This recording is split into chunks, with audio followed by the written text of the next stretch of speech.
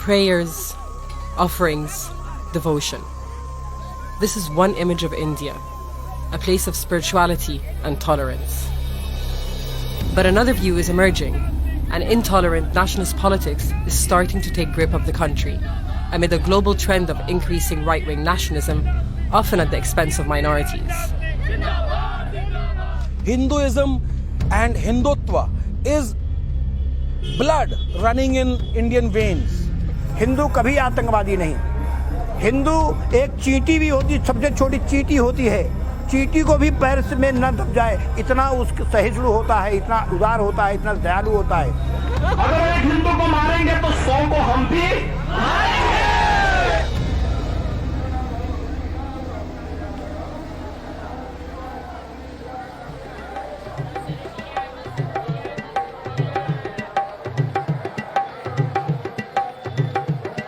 At the center of the story is India's largest state, Uttar Pradesh, and the holy city of Ayodhya.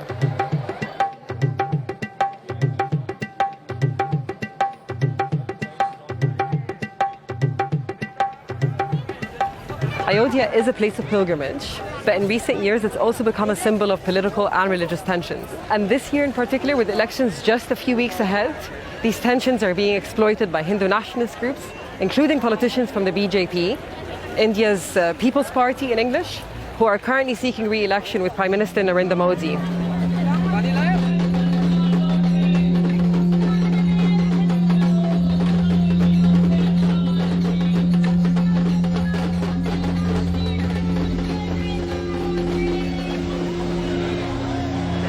Just arrived at a BJP rally. It's been pretty chaotic. The Home Minister, who's also the MP of Lucknow, has just arrived, and earlier on a whole group of men charged at the security gates, broke down the security barriers, and came in screaming, "All hail leader."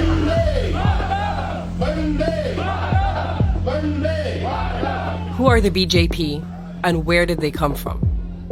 The BJP is part of a network of organizations that follows a militant Hindu nationalist ideology known as Hindutva. At the head of the network is the RSS, a paramilitary organization that promotes Hindu supremacy.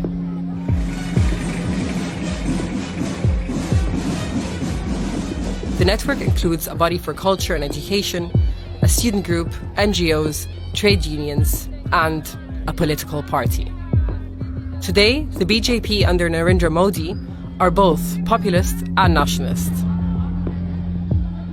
Modi represents common man. Modi believes in one India, one nation. That's why we Indians believe in Modi. So our main motive is development, not any religion, not any caste. We don't have any barriers. Everyone is invited to our party and we invite everyone out.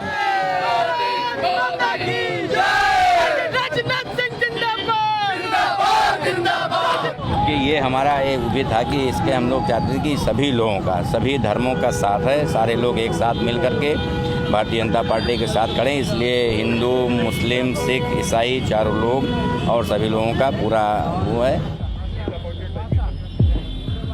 Why would activists of the BJP, a right-wing nationalist group, want to present this diverse, inclusive image? I asked Ashwin Vinayak, writer and social activist who is an expert on Hindu nationalism. I would put down to the very simple fact that they know you're from abroad. It's as simple as that. And they want to present a conscious, not present an image that everything is fine, this, that. It's part of the standard which you'll find even from non-BJP, how tolerant Hinduism is. It wants to have a favorable international opinion among the public and among governments. Indian Prime Minister Narendra Modi has developed a global image of a free-trading, yoga-loving, humble statesman. He travels the world in traditional clothes, hands pressed together in front of his chest, making alliances with right-wing governments and trade deals with the others. But Modi's image hasn't always been so clean. Well, Modi was an RSS activist from youth, and he is lent by the RSS to the BJP. So he becomes a chief minister in Gujarat in the 90s. And then, of course, you have the 2002 pogrom against Muslims, which came around as a result of what happened in Godhra where 57 Hindus died. And then, of course, riots began. And Modi made it very clear that let the Hindus vent their anger. And that carried on. And you had a huge number of people killed, around about 2,000, overwhelmingly Muslims. And what happened after 2002, far from diminishing his electoral appeal in Gujarat, made him even more popular. That popularity has continued, and in May 2019, Modi's BJP won the elections with an increased majority. And it's not just Modi. The militant Hindutva ideology is as popular as ever. नहीं, माननीय प्रधानमंत्री जी भी RSS से हैं, गृह मंत्री जी भी RSS से, हम सब लोग भी आरएसएस की विचारधारा से रखते हैं. I am not a member of RSS, but I am not against the RSS. The ideology which is bring out by the RSS is also not a bad one. Hinduism represents lifestyle of India. Hinduism and Hindutva is blood running in Indian veins.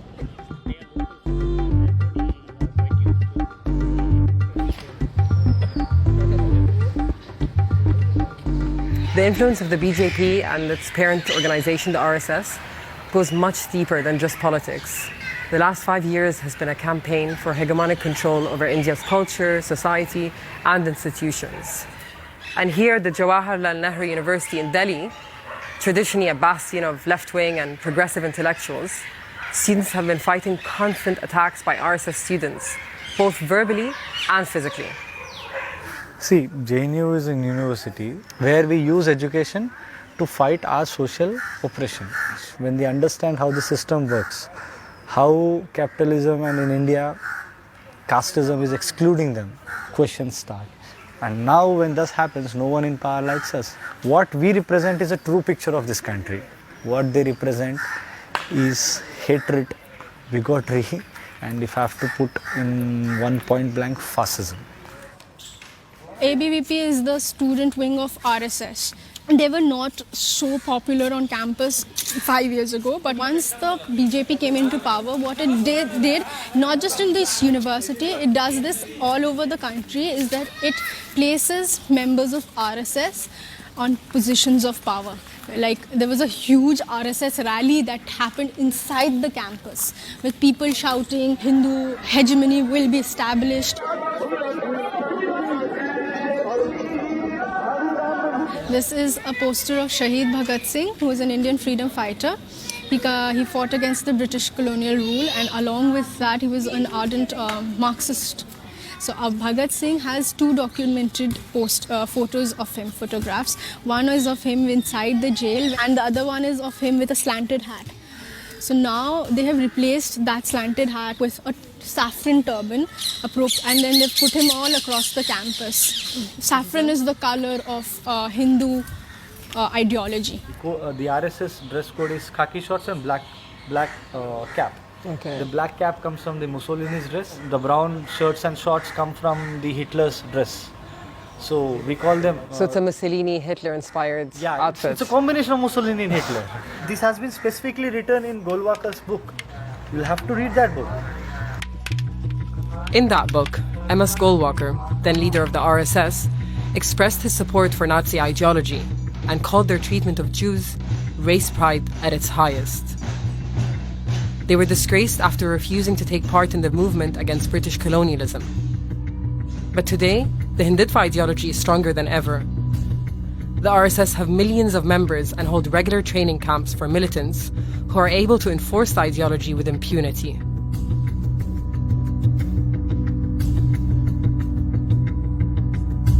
I'm lucky that I'm speaking to you now.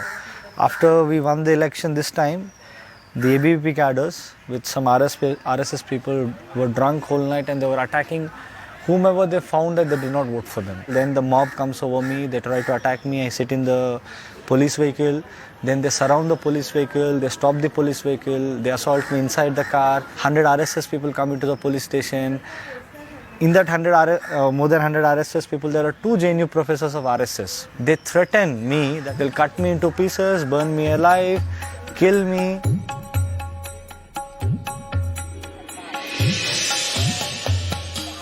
The story of how the RSS became so powerful can be traced back to 1990, when a month-long chariot march ended here in Uttar Pradesh.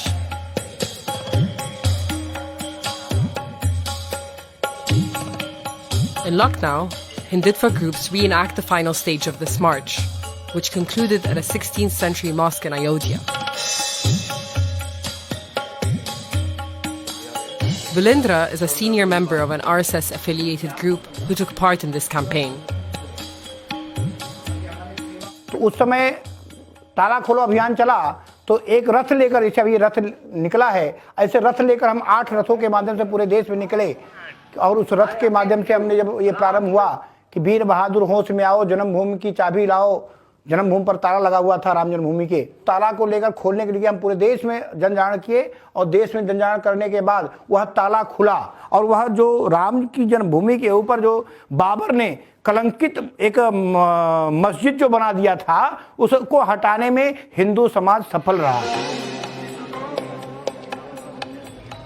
Once the march reaches Ayodhya, Bilindra and RSS-affiliated groups do a victory lap around the residential part of the city, shouting slogans from the 1990 campaign. We're in Ayodhya right now. We're following the VHP procession. As you can see, there's a truck which has sort of been converted into a temple, disco kind of situation. Lots of men with saffron headbands. Rama's leading the procession right at the front. The original Ram Temple March propelled the BJP to prominence. It was a calculated piece of political theatre, engineered by RSS groups to win over ordinary Hindus. It was the biggest mass movement since independence. And the difference between the nature of the mass movement of independence and this is that the mass movement of independence is connected to a genuine grievance, colonialism, the desire for independence. This is connected to a goal which is an artificially constructed goal about a demolition of a supposed Ram temple some 500 years ago. Look at the irony of a situation in which when it was supposedly demolished, there was less of an uproar. Huh? Yeah. It's a constructed anger.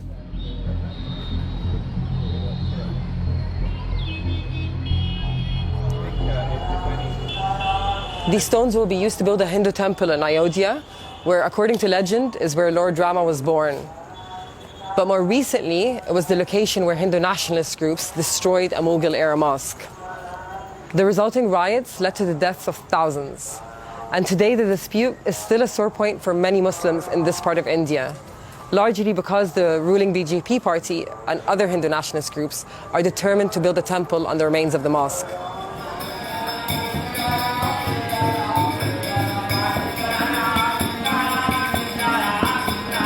वहाँ पर किसी प्रकार की मस्जिद नहीं थी। मस्जिद में मीनारें होती हैं, उस स्थान पे कोई मीनार नहीं थी। उस मंदिर के सारे चिन्ह, उसमें मंदिर के चिन्ह थे, मस्जिद केवल लिख दिया गया था। हम उस जीर्ण शीर्ण ढांचे को हटाए हैं, किसी मस्जिद को नहीं हटाए, किसी मस्जिद को नहीं गिराए। उस ढांचे को हटाकर हम मंदिर को बनाने का हमने प्रयास कर रहे हैं। Ram temple should be built, and very soon as possible, Ram temple should be built. Muslims are also supporting the Ram temple. No Muslim is opposing Ram temple. ये तो हर व्यक्ति जानता है कि भगवान राम अयोध्या के हैं। बाबर का जो नाम आ रहा है, बाबर एक बाहरी आक्रमणकारी था, आतताई था, जो यहाँ आकर के उन्होंने कई मंदिरें तोड़ी, कई जगह तोड़े, जिसको मस्जिद के रूप में परिवर्तित किया। So you don't think that the building of the Ram temple might inflame Muslim-Hindu relations? No Muslim in India is opposing Ram temple. I can challenge anyone. Ram मंदिर बनने से जो हिंदू मुसलमानों में कोई मतभेद आएगा या सांप्रदायिकता फैलेगी, ऐसा कुछ नहीं है। ये केवल और केवल ऊपरी दिखाया जाता है कि हिंदू मुसलमान दूर दूर बटे हुए हैं। Muslims and Hindus lived in relative harmony in India for over 1,000 years. But rifts intensified during the British Empire, who saw Muslim-Hindu unity as a threat. In fact, historians say that it was the British that started rumors that the Babri Mosque in Ayodhya was built on top of a Ram temple, planting the seeds of religious tensions which continue to this day. जी, वहाँ पर सारी दुनिया को पता है कि मस्जिद थी, मस्जिद को तोड़ दिया गया और वो मामला अब अदालत में चल रहा है।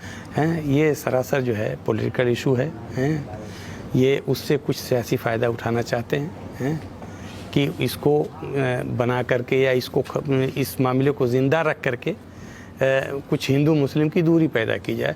Muslims are among the poorest sections of Indian society. You cannot argue that Muslims are dominating over us. How do you create resentment against them? Playing the politics of historical revenge, generating fear. They are terrorists. Should we be that surprised that this can have so much resonance? Dozens of Muslim men from Azamgarh in eastern Uttar Pradesh have been arrested on terror charges. In 2008, 4 young men from Sanjapur village were arrested in Delhi, accused of being involved in terror attacks. 2 of which were Shadab Ahmad's son and Muhammad Asim's nephew. मेरा बेटा मोहम्मद सैफ जो है computer की training लेने के लिए दिल्ली गया था और उसके बाद जयपुर, अहमदाबाद, दिल्ली हर जगह के बम ब्लास्ट केसेस में उसको जो है मुल्ज़िम बना दिया गया. इन बच्चों ने कभी जयपुर की शक्ल भी नहीं देखी और उनको वहाँ ब्लास्ट से जोड़ दिया गया. ये हम लोगों के लिए बहुत सदमे की घड़ी है. उस सारे बच्चों के खिलाफ कोई सबूत नहीं मिला, लेकिन 10 साल से लगातार जेल में बंद किए हुए हैं, हाई सिक्योरिटी वार्ड में, और अभी बुरी तरह से पीटा गया है बच्चों को. मुसलमानों को बिना किसी सबूत के गलत तरीके से इस तरह के आतंकवाद के केसों में फंसाया जा रहा है. और यहाँ पर कोशिश ये की गई कि हिंदू मुस्लिम की दूरी बढ़ाई जाए.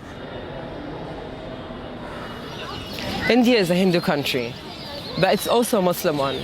And estimates from 2018 say that there are more Muslims in India than there are in Pakistan. The 17th century mosque behind me is evidence of the long history of Muslims in this country. Uttar Pradesh alone has 44 million Muslims. That's more than the combined populations of Saudi Arabia, Qatar, and the United Arab Emirates. And it's these Muslims that are on the sharp end of communal violence more than any other group. Several of Modi's allies in the BJP have faced accusations of stoking communal tensions. None more so than the Chief Minister of Uttar Pradesh, Yogi Adityanath, who we hope to get an interview with at the rally in Lucknow. We're marching with the rally now, and there are hundreds of thousands of people here. We were hoping to speak to Yogi Adityanath, but he's actually been banned from speaking by the Electoral Commission. He can't speak to the press or in public because of hate speech. Yogi was gagged for referring to a Muslim party as a green virus and comparing the election to a battle of faiths rather than parties. Congress को अली पर, सपा बसपा को अली पर विश्वास है, हमें भी बजरंग बली पर विश्वास है.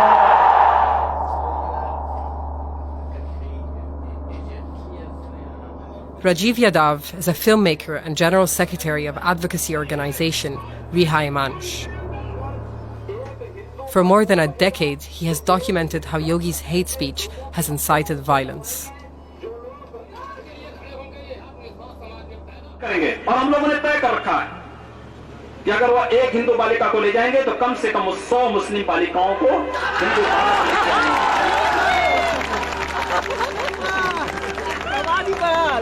अगर एक हिंदू को मारेंगे तो 100 को हम भी सब एक धर्म युद्ध की तैयारी कर रहे हैं. हिंदू अलग संस्कृति है, मुस्लिम अलग संस्कृति है. दोनों एक साथ नहीं रह सकती. 2 संस्कृतियां कभी एक साथ नहीं रह सकती हैं.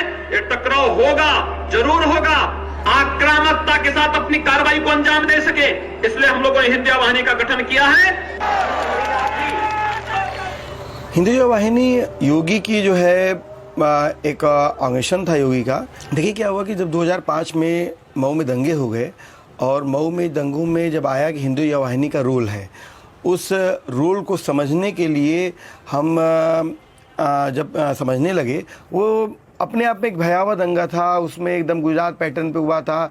माँ बेटी के साथ बलात्कार हुआ था, लोगों को टुकड़े टुकड़े काट करके जला दिया गया था. अब बर्दाश्त की सीमाएं समाप्त हो चुकी हैं.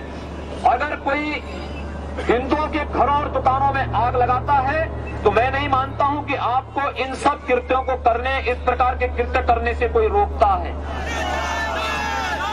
उसके बाद गोरखपुर बस्ती मंडल में बड़े स्तर पे दंगे भड़के।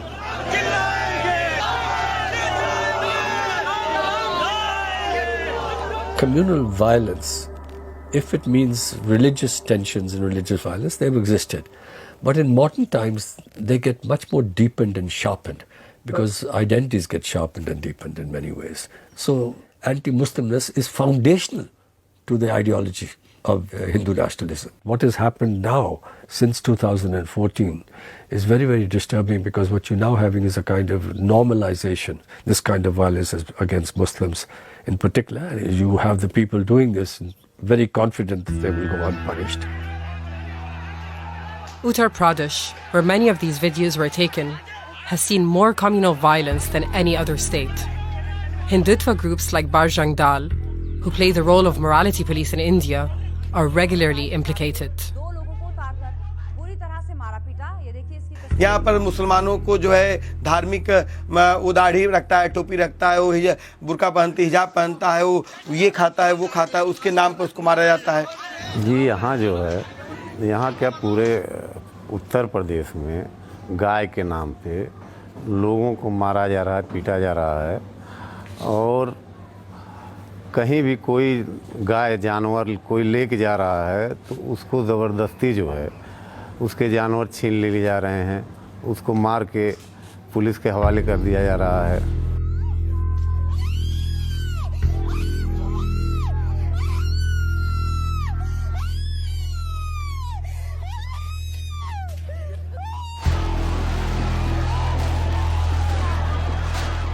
Modi was banned by the US after the Gujarat riots. Today, they welcome him with open arms, keen to tap into India's 1.3 billion person market. And in return, the Indian state borrows the US's war on terror tactics to justify its suppression of Muslims. Everybody uses the term Islamic terrorism and jihad now. Have you ever heard of Christianic terrorism, Hinduistic terrorism, Judaic terrorism? But when you say Islamic terrorism, you're linking it to a religion. And that's something that's very, very dangerous and dishonest. The discourse of terrorism is used to justify, to claim that your enemies are the terrorists and to hide the terrorism that you carry out. यह गलत प्रचार हुआ है, गलत तरीके से वह जो है समाज में प्रचारित हुआ है। जैसे आज हिंदू को आतंकवादी के रूप में प्रचारित हुआ। हिंदू कभी आतंकवादी नहीं। हिंदू एक चींटी भी होती, सबसे छोटी चींटी होती है, चींटी को भी पैर में न दब जाए, इतना उसका सहिष्णु होता है, इतना उदार होता है, इतना दयालु होता है।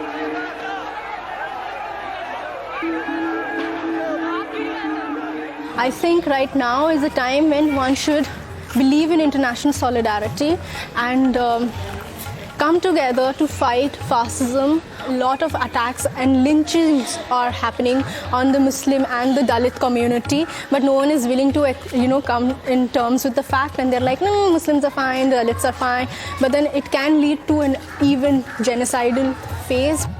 But far-right populism and the persecution of Muslims isn't exclusive to India. It is a global problem. The RSS BJP's strength is that it has a transformative project for India.